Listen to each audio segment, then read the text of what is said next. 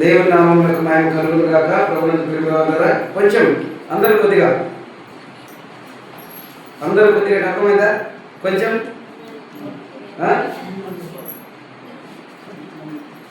ఎప్పుడైనా మనము కొరింథీయులకు రాసిన పత్రిక 13వ అధ్యాయంలో ఎప్పుడైనా వాక్యం విన్నామా? ఇంతవరకు మన జీవితంలో వినుంటామా? ఎప్పుడన్నా పోయిన వారం అంటే తీసి చూసి చెప్తున్నారా లేకపోతే మామూలుగా చెప్తున్నారా? పోయిన వారమే విన్నాం. సంతోషం. సరే, ఈరోజు 11వ వచనం చదువుకుందాం. జాగ్రత్తగా మరి మౌత్ సరే చదవండి, పలకండి. ముందు పలకండి, తర్వాత మాట్లాడుతున్నాను. నేను పిల్లవాడనే ఉన్నప్పుడు పిల్లవాని వలె మాట్లాడి పిల్లవాని వలె తలంచి తిని పిల్లవాని వలె యోచించి తిని ఇప్పుడు పెద్దవాడనే పిల్లవాని చేస్తారు మానివేసి తిని. చాలు. ఇది పౌలు గారి యొక్క సంపూర్ణ జీవితం యొక్క సాక్ష్యం. పోయిన వారం కూడా అదే మనం ధ్యానం చేస్తూ వచ్చాము. అంత చేయడానికి వీలు పడలేదు కదా. మనము 3, 4, 5 వచనాల వరకు చూసాము. ఆ తర్వాత మన సమయం అయిపోయింది, గంట పట్టింది అప్పటికే. సరే, ఏది ఏమైనా 11వ వచనంలో చాలా అద్భుతంగా చెప్తున్నాడు. ఇక్కడ తలలన్నీ మీ ముఖ ప్రకాశం ప్రభావం ఇక్కడ వాళ్ళ మీద మీకు అటు ఇటు, మీరు అటు ఇటు అంటే అర్థం చేసుకోండి. అటు ఇటు బైబిల్కి అస్సలు ఇష్టం ఉండదు. అటు ఇటు ఎవరు? మరి అటు ఇటు ఎంత మాత్రం మీరు తలలో వద్దు. ఇక్కడ బల్ల వైపు మీరు తల పెడితే, మీ మనసు పెడితే మీకు మాటలు అర్థమవుతాయి. ఇప్పుడు పౌలు గారు ఏమన్నా తెలుసు కదా, నేను పిల్లవాడిగా ఉన్నప్పుడు పిల్లవాని చేష్టాలు చేశాను, పిల్లవాడి వలె ప్రవర్తించాడు, పిల్లవాడి వలె జీవించాడు. ఇప్పుడు పెద్దవాడులయ్యి పిల్లవాడి చేష్టాలు మానేను. దీని అర్థమైంది తెలిసిన? మారు మనసు లేనప్పుడు మనందరి జీవితం కూడా పిల్లవాడి చేష్టాలు పోలి ఉన్నది. పిల్లవాడిని అంటున్నాడు చూడండి. ప్రభువుకు దూరంగా మారు మనసు లేకుండా జీవిస్తున్నప్పుడు జీవితం ఎలా ఉంటాయని చిన్నపిల్లలప్పుడు మోసపు మాటలు వింటారు. చాలామంది మీ అందరికి గుర్తుంటుంది, చాక్లెట్లు ఇచ్చి పిల్లలను మోసం చేసిన వాళ్ళు లేరా? ఉన్నారు కదా. మనం విన్నాం కదా ఎన్నో పర్యాయం. చాక్లెట్లు, బిస్కెట్లు ఇచ్చి పిల్లలను మోసం చేసిన వాళ్ళు ఉన్నారు. పిల్లల జీవితం అంటే పిల్లలు పడతారు, లేస్తారు. అది మన అందరికీ తెలుసు.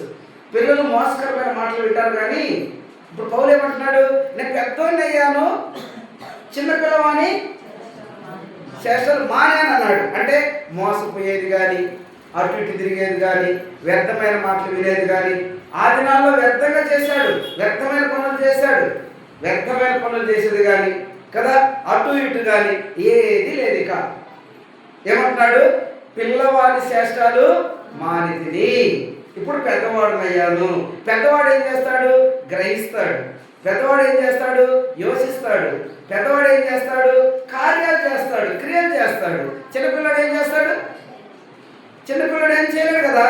పెద్దవాడు కార్యాలు. పేతురు ఏమంటాడంటే, కీడు విషయంలో చిన్నపిల్లలుగా ఉండండి. కీడు విషయంలో చిన్నపిల్లలు అంటే పాలు తాగే పిల్లలాగా, కీడు విషయంలో, చెడు విషయంలో చిన్నపిల్లలు చూస్తారు కదా, అప్పుడప్పుడు కొట్టుకుంటారు. మళ్ళీ కాసేపు కళ్ళు ఏమవుతారు? ఒకటవుతారు. వాళ్ళకి కీడు తెలియదు. అప్పుడప్పుడే కష్టం చేసుకుంటారు, అప్పుడప్పుడే ఒకటవుతారు. వాక్యం చెబుతుంది, కీడు విషయంలో చిన్నపిల్లల్లాగా ఉండి మేలు విషయంలో పెద్దోళ్ళలాగా ఉండండి. మేలు చేయాలంటే ఎవరు చేసేది? చిన్నపిల్లల పెద్దోళ్ళ? పెద్దోళ్ళు. బరువు మోయగలరు, భారం భరించగలరు, కార్యం చేయగలరు, బరువు ఎత్తుకోగలరు, అన్ని చేస్తారు పెద్దలు. అది ఇక్కడ అంటున్నాడు, పిల్లవారి చేష్టాలు మానితిని. ఇక్కడ ఉన్నటువంటి సహవాస పరిసరలో సంఘమున దేవుని ఆరాధించడానికి, దేవుని స్తుతించడానికి వచ్చినటువంటి ఇక్కడ ఉన్న వారందరి విషయాలలో ఈ భాగంలో మనం ఏ స్థలంలో ఉన్నాం? ఏ స్థాయిలో ఉన్నాం చెప్పండి. ఈ భాగంలో ఇంకా పిల్లల్లాగా ఉన్నామా? పిల్లల్లాగా ఉంటే మరి మనం మోసపోతూనే ఉన్నాం, పడిపోతూనే ఉన్నాం కదా, అజ్ఞానంగానే ఉన్నాం. మార్మోన్స్ లేని వారుగా ఉన్నాం. పిల్లల స్థితి మార్మోన్స్ లేని వారుగా ఉన్నాం. అట్టుంటే దేవుని రాజ్యానికి మనం అర్హులం కాదుగా. దేవుని రాజ్యానికి అర్హులం కాలే అలా ఉంటే. పిల్ల శాస్త్రాలు తెలియనివి, పిల్లల శాస్త్రాలు తెలియని అజ్ఞానం. అయితే మళ్ళీ మీరు ఒకవేళ ఎవరైనా మీకు ఆలోచన వస్తే చిన్నపిల్లలు కదా దేవుని రాజ్యం చూడండి, ఆ సందర్భం వేరు. ఆ చిన్నపిల్లల పట్ల ఎందుకు చెప్పాడు తెలిసిన, పెద్దోళ్ళందరూ వాదం పెట్టుకున్నారు. ఎవరు మనం అందరం పోతున్నాం కదా దేవుని కిడితే మనలో పెద్దోడు ఎవరు వాదం పెట్టుకున్నారు. ఆ వాదాలు ఎరిగి ఆ సందర్భం చెప్పాడు. చిన్నపిల్లవాని మనస్సు మీరు కలిగి ఉంటే అన్నాడు. చిన్నపిల్లవాని మనసు ఏంటి? కీడు చేయడు. అదనమాట. చిన్నపిల్లవాడి మనసు అంటే కీడు చేయడు. అలా ఉండాలి. కీడు చేయదు ఎవరు అని మనం గమనిస్తే ఆధ్యాత్మికంగా పెద్దోళ్ళు ఎరిగి తప్పు విడిచిపెట్టిన వాడే మళ్ళా కీడు చేయడు. చిన్నపిల్లలది సంభాషణ ఇక్కడ చెప్పాడు. చిన్నపిల్లల శ్రేష్టాలు నేను మానాను అన్నాడు. మనం కూడా ఒకప్పుడు మనందరి పరిస్థితి చిన్నపిల్లల శ్రేష్టాలే. తెలియదు ఏం చేయాలో, ఎక్కడికి వెళ్ళాలో, ఏం వినాలో, ఏం వినకూడదో తెలియదు. ఏదైతే వినమని కొనసాగుతూ వచ్చాము. ఇప్పుడు పెద్దవారమైన కనుక ఆ శాస్త్రాలు మానాల. ఏ శాస్త్రాలు? పిల్లవారి శాస్త్రాలు మానాల. ఎందుకంటే పడిపోవడానికి, చెడిపోవడానికి, మోసపోవడానికి 1 పేతురు 4:3 ఉంటుంది. గతించిన కాలము చాలు. ఇక నువ్వు చిన్నపిల్లవాడిగా ఏమి చేయలేకపోయిన స్థితి, అది ఇక గతించిన కాలం చాలు. ఇప్పుడు పెద్దవారు అయ్యారు కదా, మార్మోన్స్ పొందారు, పశ్చాత్తాపడ్డారు, పాప క్షమాపణ నిమిత్తం బాప్తిస్మం తీసుకున్నారు, పరిశుద్ధాత్మ వరం కలిగి ఉన్నారు, ప్రతి ఆదివారం ప్రార్థన చేస్తున్నారు. ఇప్పుడు మీరు చిన్నపిల్లలు కారు. ఇప్పుడు మీరందరూ మనమందరము పెద్దలము, గ్రహించగలిగిన శక్తి కలిగిన వారు, కార్యం చేయగలవారు, ఏదైనా ప్రకటిస్తే ప్రకటనను నెరవేర్చగలిగిన వారు, ముందుకు సాగిపోయేటువంటి అనుభవం, నిజమేందో అబద్ధమేందో తెలుసుకోగలిగిన శక్తి, జ్ఞాన, ఆలోచనలు కలిగిన వారు పెద్దోళ్ళు. కాబట్టి బైబిల్ చెప్తుంది, పౌలు నిజమైన జీవితం అన్నమాట ఇది. ఆయన అంత సంపూర్ణమైన జీవితం ఈ మాటలు ఈ భాగంలో మనకు కనిపిస్తాడు. చిన్నపిల్లవారి చేష్టలు మానితిని. ఇప్పుడు మన జీవితంలో మన పితరులు తీసుకొచ్చారు చూడండి, మనకు కొన్ని అజ్ఞానపు ఆశలను. ఎన్ని మారారు? ఇక్కడ కూర్చున్నప్పుడు ఎన్ని మారినారు? ఆయన అన్నాడు, నేను పెద్దోని చిన్నపిల్లవారి చేష్టాలు మారాను అన్నాడు. చిన్నపిల్లవారి చేష్టాలు ఏంటి అంటే, మన పెద్దలు మన పూర్వీకులు తీసుకొచ్చారు మనకు చాలా. ఏం మారారు? అవి చేస్తా ఉన్నాం అప్పుడు దాకా, ఇప్పుడు దాకా కూడా చేస్తున్నామా? అయితే ఈ రోజు నుంచన్నా వదిలిపెట్టండి. పౌలు ఈ రోజు నుంచైనా మానేందుకు ప్రయత్నం చేయండి. ఈ రోజు నుంచన్నా. నేను మానేనంటున్నాడు కదా, నేను మానితిని అంటున్నాడు. మానామా? ఏం మానాము? ఏం మానలేదు. అన్నీ మన నికిడితే ఉన్నాయి. అవి కలిగి ఉన్నాం, అవసరం బట్టి ఈ కలిగి ఉంటాం. అలాంటిది వాక్యం చెప్తుంది, 2 రకాలుగా మీరు బ్రతకొద్దు. ఏదైనా ఒకే రకం. జీవితాన్ని బట్టి ఏమంటాడు? మత్తయి సువార్త 5:37లో అవునంటే అవును, కాదంటే కాదు అన్నట్లే బ్రతకండి. ఒకటే, అటు ఇటు రెండొద్దు. అటు ఇటు అనేది సైతాన్ పని. ఈ దినాల్లో చాలామంది విశ్వాసుల జీవితాల్లో అది అర్థం కావటం లేదు. ఏదైతే ఏమిలే, ఎక్కడైతే ఏమిలే, క్రమం లేకుండా ఎక్కడైతే ఏమిలే. వాక్యానికి వ్యతిరేకంగా మనం ఏమి చేయకూడదు. వాక్యంలో ఉన్నది మనము చేయకుండా ఆగకూడదు. ఈ మధ్య ఒక ఆయన చెప్తున్నాడు, ఒక సేవకుడు చెప్తున్నాడు, చాలా అద్భుతంగా చెప్పాడు. అయితే అర్థమయ్యే వాళ్ళకు వీళ్ళంతకు నేను జయరావులకు పంపించినట్టున్నా ఆ మెసేజ్. నేను ఒకటి పంపించా, అది పంపించున్నా ఆయనకు. ఎందుకంటే నాకు ఈ ఫోన్లో ఓకే చేసుకోవడం నాకు చేత కాదు. ఆయనకు పంపించిందే నేను మళ్ళీ చూసుకోగలుగుతా. ఇంకా అంతకు మించి ఇంకెవరికి పంపించింది చూడలేను నేను. అందుకని నాకు ఏదైనా ముఖ్యమైనది వచ్చిందనుకోనండి, ఆయనకు పంపిస్తా. ఆయనకు పంపించింది ఖచ్చితంగా ఆయన పేరు మీద ఉంటుంది. నేను మళ్ళీ ఎప్పుడైనా చూసుకోవచ్చు. మిగతా అదే చూసుకోవడం నాకు చేత కాదు. కాబట్టి ప్రభునందు ప్రియమైన వాళ్ళారా, ఏం అంటాడంటే ఆయన, మనుషులు కల్పించినవి మాత్రం, మనుషులు చెప్పేవి మాత్రము చేయడానికి నేటి క్రైస్తత్వము చాలా స్పీడ్లో ఉంటుందంట. ఎవరు చెప్పినవి? మనుషులు చెప్పేవి. బైబిల్ చెప్పింది మాత్రము ఎంత మాత్రం పట్టించుకోకుండా ఒక్కటి కూడా చేయడానికి ముందుకెళ్ళరంట. ఈనాటి క్రైస్తత్వం అదంట. అయితే ఏది కావాలా? ఏదైతే మనకు మేలుంది చెప్పండి. బైబిల్ చెప్పింది మనకు మేలుంది. బైబిల్ చెప్పింది మనం తీసుకోవటం లేదు కదా.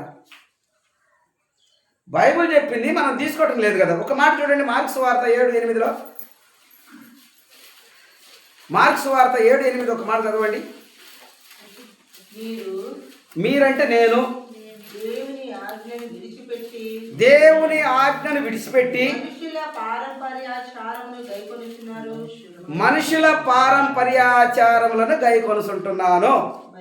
మరియు ఆయన మీరు మీ పారంపర్యాచారము గైకొనుటకు దేవుని ఆజ్ఞను బొత్తిగా నిరాకరించుదురు. అది మరి పరిస్థితి అలా ఉంది. ఏం చేస్తున్నాం మరి ఈరోజు మనం?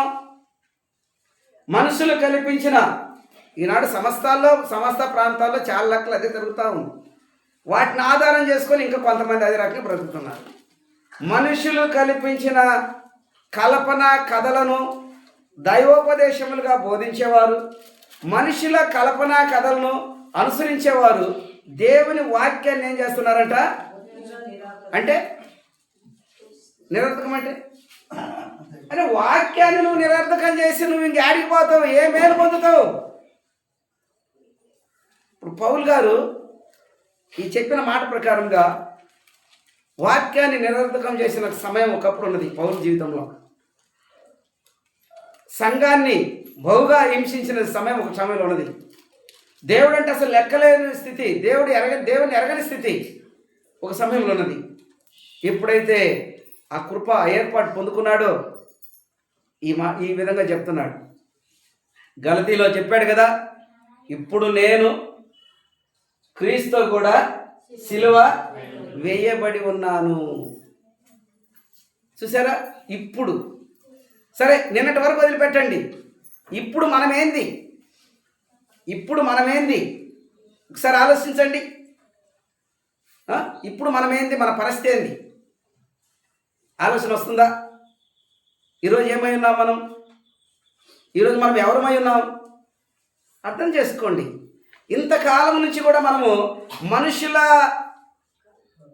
కార్యాల పట్ల, మనుషుల మాటల పట్ల, మనుషుల కల్పన కథల పట్ల మనం మనసు పెట్టి పొందాల్సిన దేవుని ఏర్పాటు పొందలేకపోతున్నాం.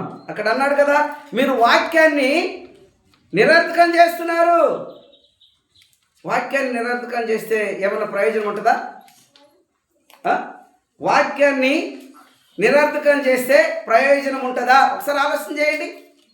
వాక్యాన్ని మనం నిరర్థకం చేస్తే ప్రయోజనం ఏమైనా ఉంటుందా?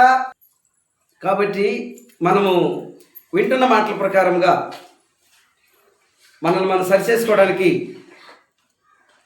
ఏం వింటున్నాం? ఎందుకంటే లూకా 6:46 ఖచ్చితంగా చెప్పాడు, నా దగ్గరకు వచ్చి నా మాట విని ఆ ప్రకారం చెయ్యనివాడు, నా దగ్గరకు వచ్చి నా మాట విని ఆ ప్రకారం చేసేవాడు ఎలా ఉంటాడు? 2 విషయాలు చెప్పాడు. ఎక్కువ శాతం ఈరోజు ఏం చేస్తున్నారు? వస్తున్నారు, వింటున్నారు. మనం ముందే చూసాము, అంగీకారం లేదు, అంగీకరించేవారు లేరు. వింటున్నారు, వినేవారు ఎక్కువ మంది. అందుకు యాకోబు ద్వారా ఒక మాట చెప్పాడు. ఏం చెప్పాడు? 1:23 చదవండి. యాకోబు పత్రిక 1:23 చదవండి. ఎవడైనను వింటున్నారా అంటే గమనించండి, మీకు ఎంత చదువుతున్నానో అంతకంటే ఎక్కువ నేను వినేది. అర్థమైందా? నేను మీకు చెప్పే దాంట్లో డబల్ నేను వింటూ ఉంటాను. వేరే దేవుని సేవకుల ద్వారా వాక్యం వింటూ ఉంటాను. మీకు చెప్పే దాంట్లో ఎవడైనను అంటే ఇంక అర్థం చేసుకోండి, చెప్పేవాడు కావచ్చు, కూర్చొని వినేవాడు కావచ్చు. సరిగ్గా మీరు ఎంత తింటున్నారో అది మీ మీద ఆధారపడి ఉంటుంది. మీ జీవితాలు కట్టుకోవడానికి తగిన అవసరత ఉంటుంది. మీరు విని ఆ ప్రకారము ప్రవర్తించని పక్షంలో ఆ కొరత కూడా మీరే కలిగి ఉంటారు. మీ దగ్గర ఉంటుంది ఆ కొరత కూడా. అందుకేమన్నాడంటే, ఎవడైనను వాక్యము వినువాడై ఉండి దాని ప్రకారం ప్రవర్తింపని వాడైతే. అర్థమవుతుందా? ఈ మాట చెప్పండి అమ్మా. ఇప్పుడు ఈ 2వ లైన్ మాట చెప్పండి. 2వ లైన్ చేసి చదివాడు కదా. 2వ లైన్ మాట ఏంది? దాని ప్రకారం ప్రవర్తింపని వాడైతే అంటే ఏంది? అమ్మ అర్థమవుతున్నాయా? వాక్యం విని ఆ ప్రకారము ప్రవర్తించకపోవటం అంటే అర్థమవుతున్నాయా? ప్రవర్తించని వాడైతే వాడంట తన ముఖాన్ని అద్దం చూస్తాం ఇట, ప్రతి ఒక్కరము అద్దం చూస్తాం కదా, అద్దం చూస్తాం. అప్పుడు ముఖమంతా చక్కపరుచుకునే అవకాశం ఉంటుంది. బాగా అద్దం చూసాం, నెత్తి చక్కపరుచుకుంటారు, అన్నీ ఓకే. అద్దం చూసాం, అద్దంలో నా ముఖము క్లియర్గా కనపడుతుంది, కరెక్ట్. ఇప్పుడు ఆ అద్దాన్ని అటు పెట్టాను అనుకోనండి, ఇటు తిరుక్కున్నాను. ఇప్పుడు ఏమైంది పరిస్థితి? అద్దం నుంచి ఇటు తిరుక్కున్నాను, ఏమైంది? మర్చిపోయాను నా ముఖమేందో. వాక్యమిని ఆ ప్రకారంగా ప్రవర్తించని వారు కూడా తమ సహజ ముఖమును అద్దములో చూసుకొని అవతలికి వెళ్ళి మరిచిపోయిన వాని పోలి ఉండును. అది విన్నావు, ప్రయోజనం లేదు. అద్దం సహజ ముఖం, అద్దం అంటే ఈ ముఖానికి అద్దం ఉంది, మనందరి ఇళ్ళల్లో ఉంది. అద్దం ఉంటాయిగా, అద్దాలు ఉంటాయి, చిన్న చిన్న అద్దాలు, పెద్ద పెద్ద అద్దాలు. వాళ్ళ తామతిని బట్టి అద్దాలు తెచ్చుకుంటారు. ఆ అద్దము ఈ ముఖానికి, ఈ అద్దము హృదయానికి. అర్థమవుతుందా? ఈ అద్దములో చూసి, ఈ అద్దము హృదయానికి, ఈ అద్దములో హృదయంలో అంతా కనిపిస్తుంది. మామూలు అద్దం ముఖమే కనపడేది, ఈ అద్దం మాత్రము హృదయం అంతా. మనం ఏందా చదువుకున్నాం కదా, ఎబ్రీ 4:12లో నరాలు, ఎముకలు, మూలుగా, తలంపులు, ఆలోచనలు అన్ని కనపడతాయి ఈ అద్దంలో. ఈ అద్దంలో ఇన్ని కనపడ్డ తర్వాత వీటన్నిటిని ఏం చేయాలా? ఇప్పుడు మామూలు అద్దంలో చూసి ఉదయం లేస్తేనే జొల్లు ఉందనుకోండి, జొల్లు లేకపోతే మసి ఏది ఉందనుకోండి ముఖంలో, ఏం చేస్తారు? వెంటనే బాత్రూమ్ తొట్టికాడికి పోయి నీళ్ళు పోసి సోప్ వేసి శుభ్రం కడిగి ఆ తర్వాత పోయి టవల్తో తుడిసి మళ్ళా చూస్తారు అద్దంలో ఉందా పోయిందా అని. మీ అందరికి తెలియక కాదు, సందర్భం బట్టి చెప్పాలి. ఈ భాగం చెబితేనే అసలు భాగం అర్థమయ్యేది. ఈ ముఖాలు కడుక్కుండేది, తొట్టికాడికి పోయేది, కండవతో తుడిసేది మీకు తెలియదా? మీ అందరికి తెలుసు. కానీ వాక్యం ఏం చెప్తుంది? ఈ అద్దంలో మనం ఏమైతే చేయలేకపోతున్నామో తెలియపరుస్తుంది. మన కొరతలు, మన బలహీనతలు ఈ అద్దంలో కనిపిస్తున్నాయి. ఖచ్చితంగా చెప్పాడు, ఎవడైనను వాక్యమిని ఆ ప్రకారము చేయని వాడైతే తన సహజ ముఖమును అద్దములో చూసి అవతలికి వెళ్ళి మర్చిపోయిన వాళ్ళు ఉంటాడు. తర్వాత వాడు తను చూసుకొని అవతలికి పోయి తన ఇంటి కూడా వెంటనే మర్చిపోను కదా. అయితే స్వాతంత్రము ఇచ్చు సంపూర్ణమైన నియమంలో, చూడండి ఇక్కడ అర్థమవుతుంది. అయితే స్వాతంత్రము ఇచ్చు సంపూర్ణ ఈ అద్దము, ఈ వాక్యమైన అద్దం మన హృదయాన్ని చూపిస్తుంటాడుగా. ఈ వాక్యమైన అర్థంలో మన జీవితానికి పరిశీలన చేసుకుంటే సంపూర్ణమైన స్వాతంత్రము ఏదంట? ఇప్పటికి మన దేశానికి స్వాతంత్రం వచ్చింది, అది అందరికీ తెలుసు. కానీ ఎవరు వాళ్ళ ఇష్టమైన ప్రకారం ఎవరికి లేదు. నీ ఇష్ట ప్రకారం నడవడానికి లేదు. అలాంటి స్వాతంత్రాలు ఇప్పుడు ఏడా లేవు, అయిపోయినాయి. ఆ స్వాతంత్ర పరిస్థితులన్నీ ఏదో 10 ఏళ్ళు 20 ఏళ్ళు నడిచినట్టున్నది. ఇంకా తర్వాత అన్నీ పోయాయి. ఎవరి అంటే ఆ స్వాతంత్ర లక్షణాలు ఏం లేవు. అది ఈ స్వాతంత్రం. ఇది ఏ మనిషిని ఆధీనంలో ఉన్నది కాదు, ఇది ఏ మనిషిని పోరాటం వల్ల వచ్చింది కాదు. ఇది ప్రభు అయిన దేవుడు తన ఉద్దేశ ప్రకారముగా ఆయన చేసిన ఆ ప్రాణ త్యాగం వలన, ఆయన పొందిన శిలువ మరణం ద్వారా మానవునికి ఇచ్చినటువంటి స్వాతంత్రం ఇది. ఇందులో నుంచి ఎవరు అటు ఇటు మార్చడానికి వీలే లేదు. కొంచెం తగ్గించడానికి లేదు, కొంచెం పెంచడానికి లేదు. ఎవరి చేత కాదు ఇది. అక్కడ వాక్యం చెప్తుంది, స్వాతంత్రం నుంచి నియమంలో తేరి చూసి. అంటే అర్థమవుతుందా? ఈ వాక్య ప్రకారంగా నీ హృదయాన్ని చక్కగా పరిశీలన చేసుకొని పరీక్షించుకొని ఏముండాలనో ఏముండకూడదో, ఉండాల్సినవి జాగ్రత్తగా గుర్తించండి, ఉండకూడని జాగ్రత్తగా తీసేయండి. అదే పెద్దవాడినై పిల్లవాడిని చేస్తారు మాన్యాను అన్నాడు. స్వాతంత్రం నుంచి నియమంలో తేరి చూసి ఆ తర్వాత ఏం చేయాలంట? నిలకడగా ఉండాలంట. అంటే నువ్వు చేయాల్సింది ఖచ్చితంగా చేస్తూ పోవాలా. ఏదో ఒక సంవత్సరంలో ఒకసారి చేశాను, లేదా ఏదో పండగ దినాల్లో చేసినాను, లేదా పెళ్లి టైంలో చేశాను, లేదా ఏదో ఒక స్తుతి గుడికి వచ్చింది ఆ రోజు చేశాను, అట్ట కాదు. మన జీవితము, మనము చేయి పనులన్నీ కూడా ఎట్టుండాలంట? నిలకడగా ఉండాలా. తొసికే విధంగా ఉండకూడదు, పడిపోయే విధంగా ఉండకూడదు. కొన్ని దినాలు కొంతమంది చేసి ఏం చేస్తారు? ఇంకా నా అవ్వలేదులే అంటారు. కాదు. నీతో ఏది నాతో ఏది ఏం లేదు. ఆయన వైపు చూస్తే నీకు అన్నీ సాధ్యపరుస్తాడు. ఆయన వైపు చూడు, ఆయన వైపు చూద్దాం. రాస్తాడు అక్కడ, స్వాతంత్రం నుంచి నియమంలో తేరి చూసి నిలకడగా ఎవడుంటాడు వాడు తన క్రియలో ధన్యుడగును. అర్థమైందా? వాడు తన క్రియలో ధన్యుడగును. ఈ ధన్యత భూమి మీద ఎక్కడ లేదు. క్రియ ద్వారా ధన్యత, క్రియల ద్వారా ధన్యత. ఊరక ధన్యత రాదు. డబ్బులుంటే ధన్యత రాదు. అనుకుంటారు ధన్యులమని. ఒక ఇల్లున్నా, కొంత భూమి ఉన్నా, కొంత డబ్బు ఉన్నా, కొంత బంగారం ఉన్నా వాళ్ళకేమి లేయా అంటుంటారు కదా. అదంతా బైబిల్ దగ్గర శూన్యం. ఏమి లేదు బైబిల్ దగ్గర. అది రాస్తాడు. ప్రకటనలో మనం చూస్తాం. ధన్యుడు అనుకుంటున్నావు, నువ్వు ధన్యుడు కాదు, నువ్వు దరిద్రుడు. ప్రకటన 3:17 నుంచి తర్వాత చదువుకోండి. 17 నుంచి తర్వాత చదువుకోండి. అన్ని విషయాలు ఉంటాయి. ఎవరు ధన్యులు అంటే ఇక్కడ మనం చూస్తున్నాం, క్రియ కలిగిన వాడు ధన్యుడు. ఎవరంట? క్రియ కలిగిన వాడు ధన్యుడు. క్రియ లేనివాడు, క్రియ లేనివాడు. మరి ఇప్పుడు మనం ఎవరిమి? దేవుని సన్నిధిలో దరిద్రులుగా మనం ఉండటం న్యాయం కాదు.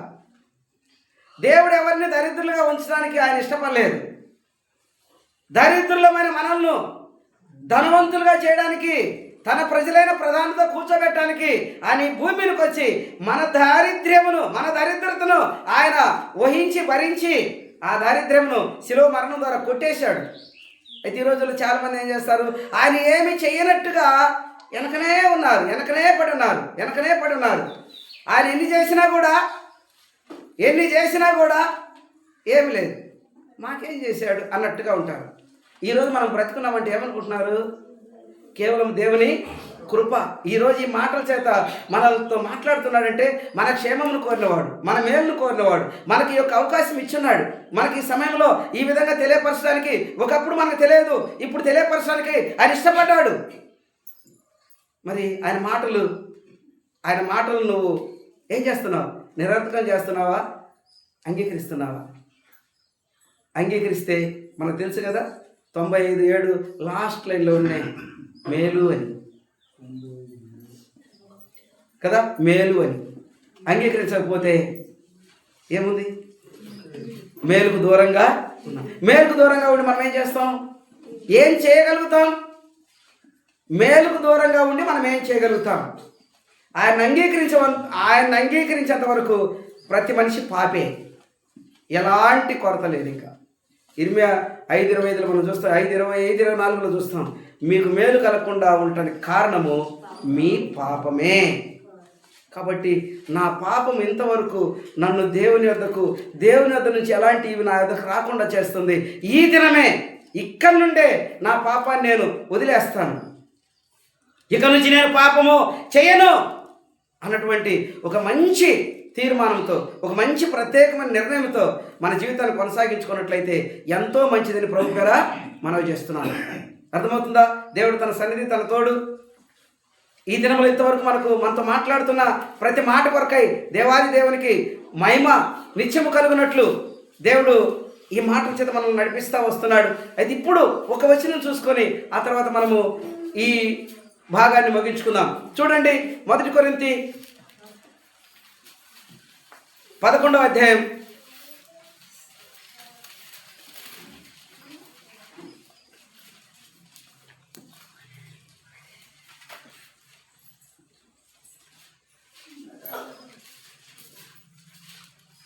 28వ వచనం చదువుకుందాం. కాబట్టి ప్రతి మనుషుడు ఏమని, ఎలా అని ఇంటి నుంచి వచ్చేటప్పుడు అద్దం చూసి ఏమేమో శుభ్రం చేస్తాం కదా, అలానా ఇందుకు మనం సరిపోతామా లేదా? నేను ఏ క్రియ చేస్తున్నాను, ఈ వారంలో ఎలా బ్రతికాను, నా బ్రతుకు ఇప్పుడు నేను పొందబోయే దానికి సరిపోద్దా లేదా, మరి నేను ఎలా ఉన్నాను, నన్ను దేవుడు ఎందుకు రక్షించాడు, రక్షించిన తర్వాత దేవుణ్ణి ఎలా కొనసాగుతున్నాను అని పరీక్షించుకోవాలంట. సరిపోతున్నానా లేదా? సరిపోవడానికి ప్రతి ఒక్క మనిషి సంపూర్ణంగా పూర్ణ రీతిగా నిర్ణయం కలిగి ఉండాలి. ప్రతి మనుషుడు తను తాను పరీక్షించుకొని అలాగూ చేసి ఆ రొట్టెను తిని ఆ పాత్రలోని త్రాగాలి. ఇది పరిస్థితి. కాబట్టి ఎందుకంటే కొన్నిసార్లు కొంతమంది ఎలా అయితే మీ ఆదివారం అది చేయాలి కదా, అది కాదు. ఎలా అయితే మా ఆదివారం అది చేయాలా, అలా లేదు బైబిల్, అలాగ లేదు. ఒక మాట అన్నాడు, ఏమన్నాడు తెలిసిన, చెప్తున్నాను చూడండి.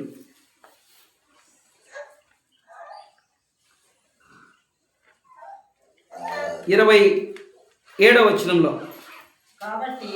కాబట్టి ఎవడు అయోగ్యముగా రొట్టెలు తినునో లేక ఆయన పాత్రలోనిది త్రాగునో వాడు ప్రభు యొక్క శరీరము గూర్చియు రక్తమును గూర్చియు అపరాధి యగును. కాబట్టి ప్రతి మనుషుడు తన్ను తాను పరీక్షించుకొనవలెను, అలాగు చేసి ఆ రొట్టెను తిని ఆ పాత్రలోనిది త్రాగవలెను. సరే, అంతవరకు అక్కడ ఉంది. యోహాను సువార్త 6వ అధ్యాయంలో ఒక్క మాట చూసుకొని ముగించుకుందాం. ఎందుకంటే నేను ఒక మాట అక్కడే చెప్పాను, దానికి సంబంధించిన అంటే తిని తాగేవారు ఏం చేయాలా అన్నది ఒక్క మాట తెలియపరిచి నేను ఇక ముగిస్తాను. 6:55 నా శరీరము నిజమైన ఆహారము, నా రక్తము నిజమైన పానమునై ఉన్నది. నా శరీరం తిని నా రక్తం త్రాగువాడు నా యందును నేను వాని యందును. అది ఈ పని అన్ని టయాల్లో మనం కలిగి ఉండాలి. ఆయన శరీరంలో భాగం పొందేవారు, ఆయన రక్తంలో భాగం పొందేవారు జీవం గలవారంట. ఆయన అంటున్నాడు కదా, ఈ శరీరం తిని రక్తం త్రాగువాడు వానితో నేను, నాతో వాడు జీవిస్తున్నాము అని. మరి మనం బయటికి వెళ్ళిన తర్వాత, వాటి నుంచి బయటికి వెళ్ళిపోయిన తర్వాత ఆయన మనసు ఎలాంటిది, ఆయన ఉద్దేశం ఎలాంటిది, ఆయన నడవడికలు ఎలాంటివి, ఆయన మనతో వాటి ప్రకారం జీవిస్తున్నప్పుడు, ఆత్మానుసారంగా జీవిస్తున్నప్పుడు మన జీవితం ఎలా కొనసాగుతుందో మీకు అర్థమవుతుందా? మనల్ని బట్టి ఇంకో మనిషి చూసేవారు చెప్పగలుగుతున్నారా? పర్వాలేదు, ప్రార్థనకి వెళ్ళిన తర్వాత పర్వాలేదు అని చెప్పగలుగుతున్నారా? ఏదో వాడికి ప్రకారం వచ్చాము, ఆయన శరీరంలో రక్తంలో ఎవరో ఒకరు చేసి పెడతారు, ఆయన ప్రార్థన చేసి ఇస్తాడు, తీసుకొని తిని వస్తున్నాం. ఇది వద్దు, ఇలాంటిది చాలా నీ ప్రాణానికి హాని. నా శరీరము నిజమైన ఆహారము, నా రక్తము నిజమైన పానము, మీరు దీన్ని తినండి. నా శరీరం నిజమైన ఆహారం. మనం ఎట్టుండాలంట? నిజమైన వారంగా బ్రతకాల, ఆయన శరీరంలో భాగం పొందేవాడు. నా శరీరం తిని నా రక్తం త్రాగువాడే నిత్య జీవం గలవాడు. అర్థమవుతుందా? నా శరీరం తినే నా రక్తం త్రాగువాడే నిత్య జీవం గలవాడు. ముద్ర వేస్తున్నాడు.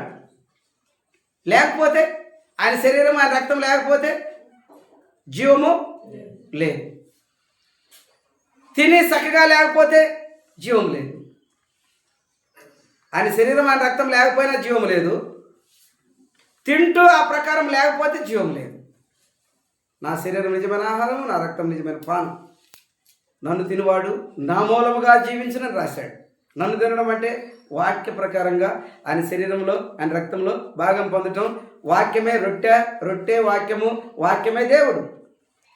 ఈ విషయాలను గుర్తించి ఆ ప్రకారంగా ముందుకు సాగిపోవడానికి ప్రతి ఒక్కరం అన్ని వేళ, అన్ని సమయాల్లో కూడా ఎల్లప్పుడూ సిద్ధంగా ఉండి మన జీవితాన్ని మనము కట్టుకుందుముగాక.